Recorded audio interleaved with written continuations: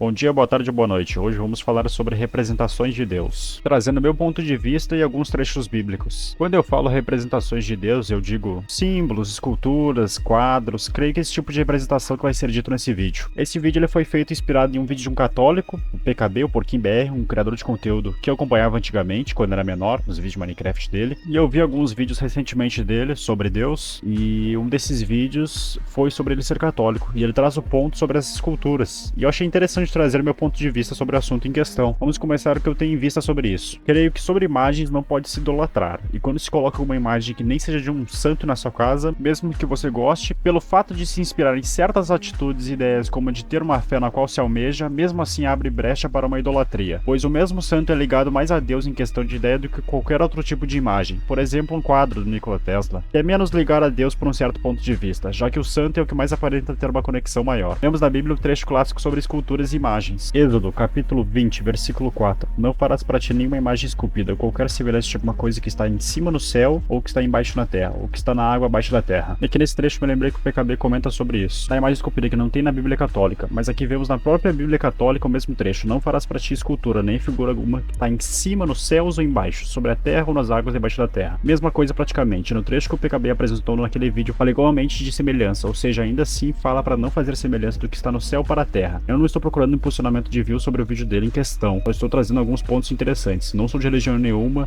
apenas estudo a Bíblia e creio em Deus. Estou apenas tentando buscar se estar sendo melhor para ele. Seguindo, é interessante que vemos em certos trechos como Êxodo, capítulo 25, versículo 1 e 2. E o Senhor falou a Moisés: dize aos filhos de Israel, para que me tragam uma oferta. De todo homem que a der voluntariamente com seu coração, tomareis a minha oferta. Deus solicita ofertas e que são voluntariamente de coração, como mesmo diz. E vemos em também Êxodo, capítulo 25, versículo 8 e 9. E me faça um santuário, para que eu habite entre eles, conforme tudo o que eu te mostrar, seguindo o modelo de tabernáculo, e o modelo de todos os seus instrumentos, assim o fareis. Vemos que Deus solicita um santuário de conexão com seus fiéis, e nesse santuário ele pede a construção de um tabernáculo, e nisso tem a construção de querubins de ouro. Vemos em Êxodo também, capítulo 25, mais sendo versículo 18 e 19, e farás 2 querubins de ouro, de obra batida os farás, nas 2 extremidades de propiciatário, e farás um querubim em uma extremidade e o outro querubim na outra extremidade, do propiciatário. Fareis os querubins nas 2 extremidades. Então sobre isso a diferença pode estar na questão que seria esse o santuário de conexão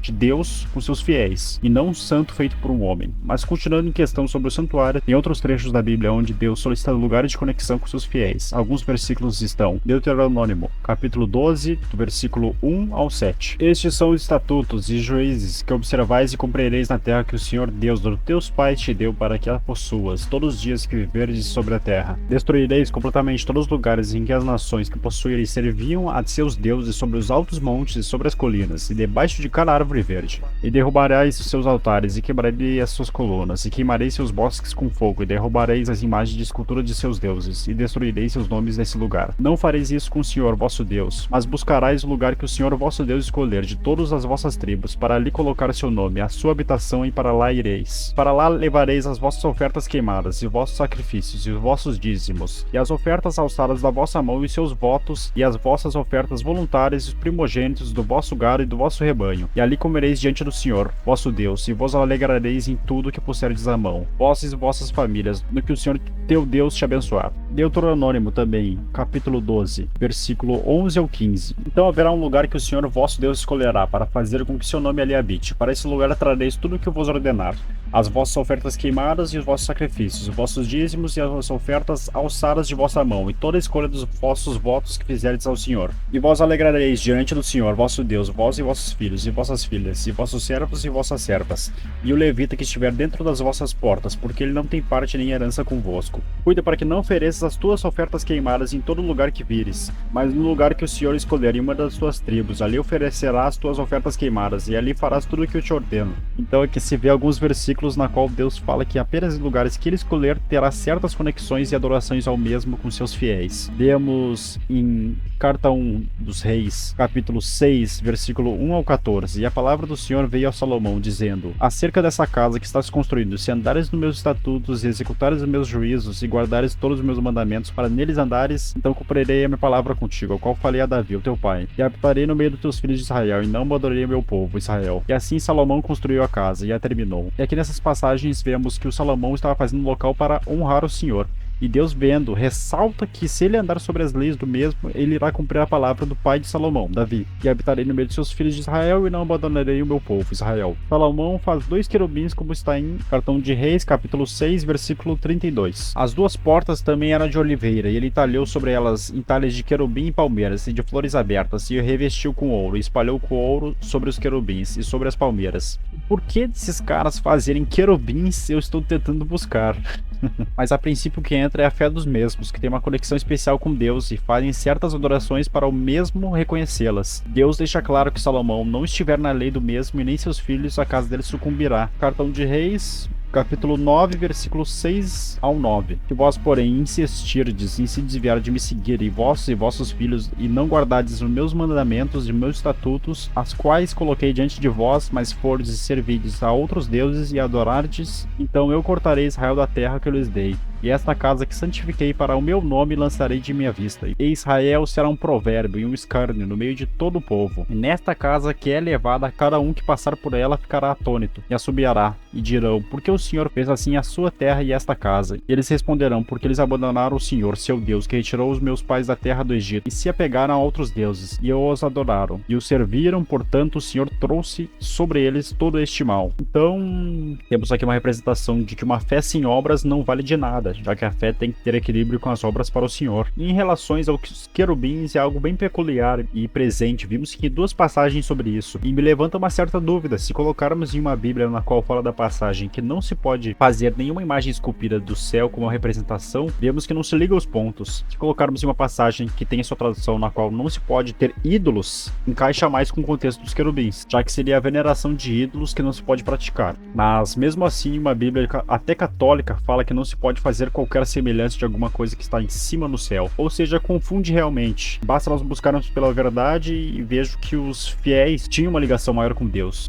Era algo que tinha uma relevância muito maior para o Senhor em questão de fé em si. Até nas questões de adoração ao Senhor, onde os fiéis traziam coisas como ouro e prata, minerais, que são caros, mas o que na verdade importava ao Senhor era a fé dos fiéis e a adoração de coração a Ele. Eu vejo já que os fiéis tinham uma ligação maior com Deus, era algo que tinha uma relevância muito maior para o Senhor em questão de fé em si. Pode-se ter o ponto de vista que foram exceções de Deus a essas esculturas, e pode também ter outro ponto de vista na qual foi permitido, pois não era uma adoração a essas esculturas, e sim uma forma de retratar o local que tinha uma conexão com Deus. Algo interessante de se falar, saindo um pouco desse assunto, né, desse tema em si, seria a moda e o entretenimento com Deus. Sobre isso vemos também que é uma representação, mas com sentido de status e pertencimento de ser cristão. No que eu falo é roupas, por exemplo, que indicam que você é cristão, sendo um viés bacana de abordar, já que você não precisa mostrar exacerbadamente que você é seguidor de Deus, já que isso alimenta seu ego e sua vaidade. A palavra, como já disse, está em falar, e uma roupa que mostra que você é crente em Deus se limita mais em moda do que a palavra em si, ou seja, mais está no mundo do que está em Cristo. Isso falando sobre a questão da moda em si, e vejo muita presença. É claro que você pode gostar de algum colar de cruz ou roupa em si representando da fé, mas é complicado quando se vê uma limitação da palavra por esses objetos, que representam mais uma ideia que você é seguidor de Deus anunciando às pessoas do que agir conforme a lei e ter sua fé no Criador. Claro que pode ter certas situações, até como na maneira que você se veste, pode entrar em diálogo sobre Deus, mas isso vai se acontecer sem precisar mostrar que você é cristão. Vendo isso, é muito difícil você não aparentar estar na busca de Deus, se você frequenta a igreja ou quando se tenta seguir a Deus. Não digo que a igreja é ruim, afinal de contas ela trouxe pra gente as traduções e a Bíblia, mas só sendo possível pelo Criador. Eu digo, enfim, é evitar que se torne status o ser cristão, e que você haja não parecendo que é cristão, no quesito de cuidar não transparecer o que alimenta o seu ego e vaidade. Vemos sobre isso em Provérbios, capítulo 16, versículo 18. O orgulho precede a destruição, e o espírito altivo precede a queda. Em relação ao entretenimento, ele entra nessa questão pelo fato de alguns conteúdos hoje em dia trazerem como mais entretenimento representações do Criador do que a palavra em si, como no caso do anime Jojo, onde na parte 7 Steel Ball Run teve uma representação de Jesus Cristo. E eu, vendo todo o anime por um vídeo resumido pelo mangá, vi que o criador Araki teve um certo respeito com a imagem de Deus, na qual não recriou um rosto ao mesmo, ou deturpou totalmente a imagem do criador. Mas ele, como um agnóstico ou deísta, colocou-se no personagem Jesus como figura naquele universo universo, a qual não teve o mesmo caminho de que seria na Bíblia convencional. O personagem de Jesus Cristo, em Jojo, tem seus feitos adaptados para a história, que não valoriza seus conceitos. Dentro deste universo, tem ele mostrando como o protagonista deve eliminar o inimigo, ele renascendo e tornando sua morte em terra e tendo seus membros repartidos em partes santas, na qual dá poderes a quem possui. Acho que são essas adaptações para o entretenimento a quais eu queria falar. O criador de Jojo, Araki, e sua equipe, creio que não teve um propósito de zombaria com Deus, mas eles tentaram encaixar a história de Jesus dentro daquele universo, mas ficou algo fora do que é o convencional, já que se trata de uma obra fictícia de entretenimento. Acho que são essas adaptações para o entretenimento a quais eu queria falar, talvez. O criador de Jojo, Araki, e sua equipe, creio que não teve o propósito de zombaria com Deus. Eles tentaram encaixar a história de Jesus dentro daquele universo, mas ficou algo fora do que é o convencional, já que se trata de uma obra fictícia de entretenimento. Logo se trouxe mais um entretenimento com Deus do que a palavra em si. Então percebemos que quando se coloca Deus em entretenimento, a palavra parece que não existe, a não ser pelo conceito verdadeiro, que não é representado em um cenário de entreter o público. Então, é basicamente isso. Vídeo bem longo até, comparado com os outros. Esse aqui foi o mais longo. Não, acho que o mais longo foi do Vinland Saga. Saiu um pouco de reflexão, saiu meio que uma reflexão sobre certas coisas. É uma proposta do canal trazer o conteúdo de uma forma que não é totalmente centralizada no quesito pensamento, abordando diversos pontos de vista, meus e de outras ideias que podem ser de uma reflexão, mas essas duas ideias no final são as que eu penso. Então, se você discorda, traga seus pontos e comente aqui. Comente outras coisas também se quiser. Eu agradeço a você por chegar até aqui. Ressalto que eu não tenho nada contra o PKB, já vi bastante conteúdos dele de Deus e gosto bastante das ideias dele. Acho bem interessante algumas ideias dele. E é isso aí. Deus abençoe vocês. Ele nos guia através do Espírito Santo. Ao mesmo. Amém.